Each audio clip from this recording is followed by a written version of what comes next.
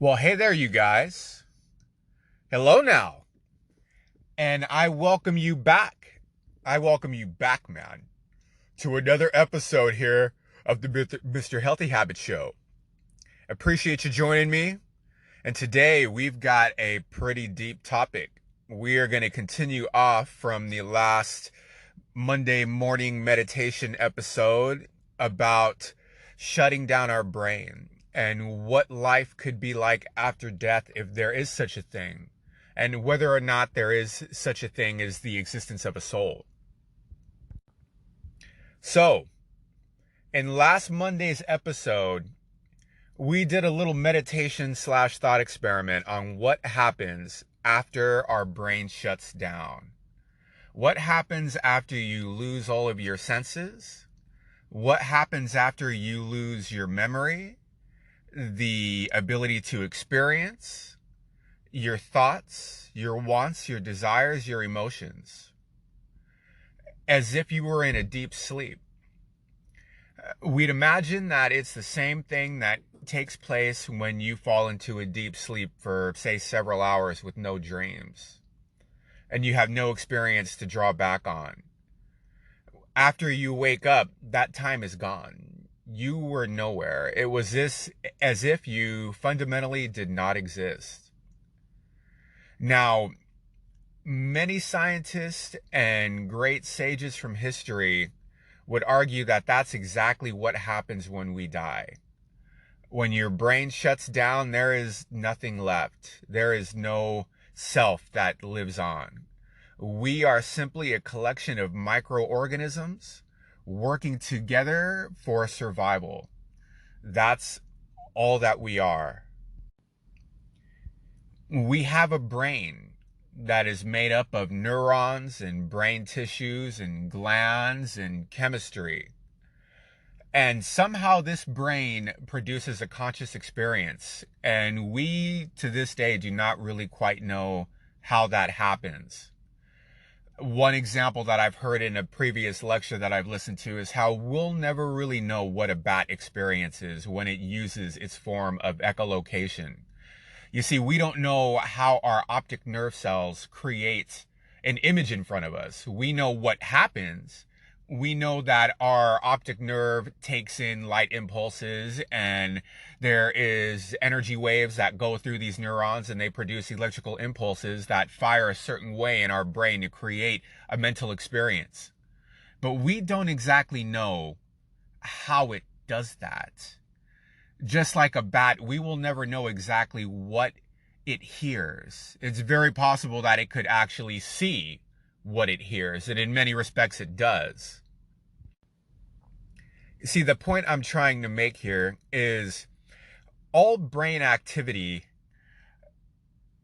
can explain most of our experience. I mean, we don't know exactly how our brain creates that experience, but when we experience things, it can all be attributed to some form of brain activity. I mean, we can pretty much map the brain and tell where movements come from, where our thoughts come from. But again, we don't know exactly how this illusion of a self is created within the brain. All we know is that all of the functions of a human can somehow be explained through a brain activity. You don't need the presence of a soul in order to explain why we operate the way that we do. And if we think about this and we go a little deeper, we look at the other side of the coin, let's examine a soul. What exactly do we picture when we picture a soul? What does a soul do? Does it see things? Does it comprehend things? Can it understand things? Can it communicate? Can it process information? Can it move? Well, science today would say that that is all of those things that I just said to give us a picture of what a soul actually is capable of. All of those things are functions of a brain. That is all things that we can map in our brain and say, hey, look, this is actually what's going on when this happens. You can see the brain at work. If all of that is functions of a brain, then how can a soul have these similar functions without a brain to process that information? It completely goes against the laws of nature, the laws of Newton, the laws of physics, to have this entity out there such as a soul that is not a physical thing that we can touch that can somehow physically manipulate the world. It just goes against science to believe in such of things. And one more argument here on the topic of brain function versus the functions of a soul. They've done studies and have written reports about many people that have had traumatic brain injuries. One noted was a steel worker back in the railroad days, when they were building railroads across the country and they used to use explosives to drive spikes into the ground. Now, apparently, one of the men working on the railroad fired off an explosive to try to drive a stake into the ground, and it went the other way, rebounded on him, and went through his chin and out through his head. He lived, but it damaged the frontal lobe of his brain permanently. Now, they say before this happened, this man was a real mild-mannered person. He was polite, he was generous and kind, and all these good things. After this happened, it changed his personality. He was no longer the same person. He was now very mean, very rude, couldn't be trusted to be left alone around women and children, and was frankly, from what it sounds like, a very scary guy. And the argument being made here with this report is that if you alter the physical conditions of the brain, you alter the personality. So, therefore, personality is largely a product of the brain. There really is nothing else inside that drives us. If he actually had a soul, if he actually had a being that was responsible for his personality and the way he was as a person, it would not be altered by a physical alteration to the brain, because there was something else there that gave him life, that animated him. And if you can alter the brain and change his personality, well, then is there anything deeper that animates us? Which is our next question on the existence of a soul. What exactly animates us? Is there a soul that animates us? And again, let's go deeper here. Assume I'm gone now and my body shuts down and my soul leaves my body and is ready to float off to heaven or nirvana or whatever a soul does. Does the question of what animates me still persist? Would I be a wandering soul looking at the energy that composes me or whatever does? Would I ask the question, what is all of this? Okay, I'm a soul now. What makes me? What is this made of? And does the question persist, what animates me? If I'm a soul walking around, is it a fair question to still ask, well, what animates this? Is there something that animates my soul? And if so, what animates that? It's almost as if it's just a never-ending loop. If the question of what animates us is a never-ending loop, then you have to ask, is there an answer? Is there anything at all that animates us, or is it just an illusion? All this being said, I'm not necessarily willing and ready to tap out on the existence of a soul. I've had my own experiences in life, and I'm not sure if I'm willing to just turn mother's picture to the wall on this one, so to speak. I've had a ghost story that I'll share here with you. And I know, ghost stories, yeah, not exactly a scientific perspective, but an interesting one. A while back, when I was 17 or so, I was asleep. It was the middle of the night. My brother was sleeping in the bed next to me, across the room.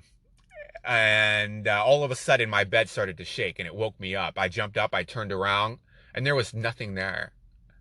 So then I looked around, I looked on the floor, made sure my brother was asleep, everything was good. So then I turned back around and laid back down.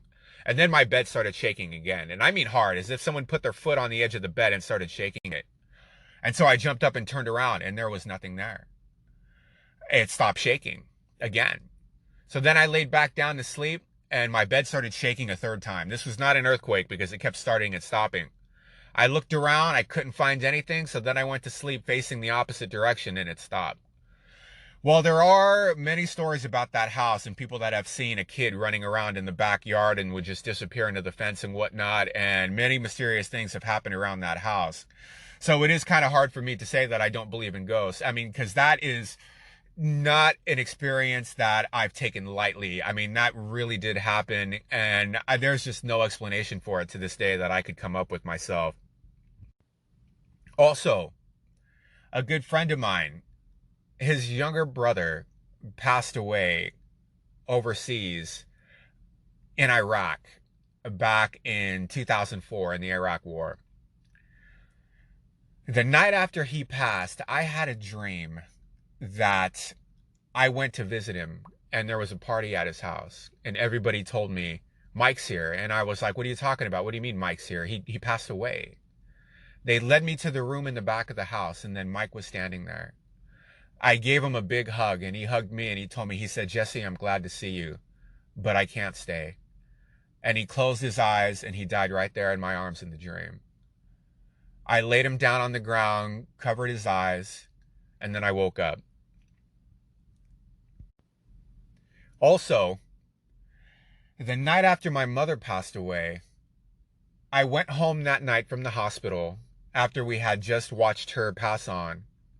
And the next morning I woke up into a kind of sleep paralysis. I couldn't move, but I heard my mother's voice behind me and I heard my father asking her, Debbie, are you okay? And she said yes. Yes, and she sounded as if she was doing so much better than she had been the previous so many years of her life. And I asked her, Mom, are you okay? And she told me yes, that she feels much, much better. And then I woke up. And with experiences like that, I will tell you, it's very hard to believe that there is no afterlife. And I do believe that we do have some form of afterlife. For example, right now, I'm speaking to you through this podcast and these ideas are entering your mind and they are something that you will never forget. You may not be able to recall them as easy, but they will forever be stored in your memory and will affect you going on in life. And the things that you do and the accomplishments that you make, this will be there. It will be there when I speak to my kids and he goes on living and teaches his kids the lessons that I've taught him. My energy persists. It goes through the universe and never dies. It's a permanent thing that exists through the ripples in time and space that I've created with my life. So if I am fundamentally selfless and there is no soul, then really what changes? It's just a different manifestation of me. It's just me spread out through my kids and through my wife and through my friends and my family. I never existed to begin with. I was just an illusion created by biology that influenced everyone else around me, that created ripples in space, contributing to the cause and effect nexus that is the universe that we live in. And that being said, the greatest argument that I've heard for the existence of a soul is, okay, let's say we are an illusion created by biology. We are just this chemical biological experiment that creates this illusion of consciousness. Well, then I leave you with the question, who is the illusion? It's got to be somebody. Is that illusion anybody? Am I the illusion? Well, if I'm the illusion, well, then there I am. Is an illusion actually not a thing? I'm just a collection of chemical biology and neurons firing that gives the illusion of consciousness. Therefore, I don't exist. Well, who doesn't exist? Who doesn't exist? Is it me that doesn't exist? Because if I don't exist, well, then fundamentally I exist because I have to exist to have a non-existence. Do you see what I'm saying? It's a paradox right now that I've been kind of trapped in between different lectures that I've heard. One argues that there is a soul, one argues that there's not a soul. As for the question of who is the illusion, who doesn't exist, that's a topic that we'll go into in another week. But again, I do thank you here for joining me. I hope that you found this interesting. And thanks again so much. Follow me on Instagram at philosophical.reminders or at Mr_healthy_habits, or my YouTube, Mr. Healthy Habits, or wherever you're getting this podcast. You can follow me along there too as well. I hope you enjoyed that. I really did very much myself putting that out there, and I look forward to doing this again for you guys. Take care. God bless. Love you guys.